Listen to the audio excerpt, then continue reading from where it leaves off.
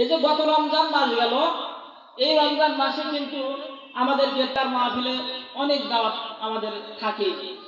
এই দাওয়াতে যখন আমাদেরকে দাওয়াত করা হয়, তখন পরিচিত কিছু মানুষ যারা নামাজ আদায় করেন না তাদেরকে আমি বলি, ভাই আপনি তো নামাজই পড়েন না, আপনার বাসায় কেমনে আমরা যাই, আমরা কেমনে ইফতার করি?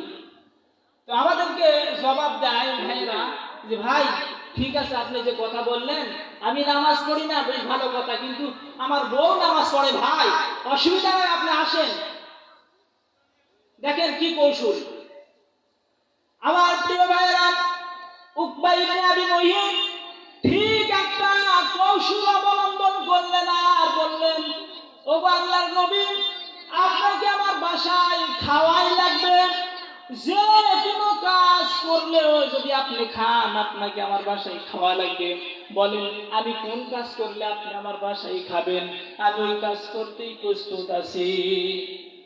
এবার নবীজি বলছেন, ও উকবা ইবনে আবি মুহিত, তুমি যদি আমার হাতে হাত দেন, কালিমা পড়ো, মুসলমান হয়ে যাও, তাহলে আমি তোমার বাসায় খেতে পারি।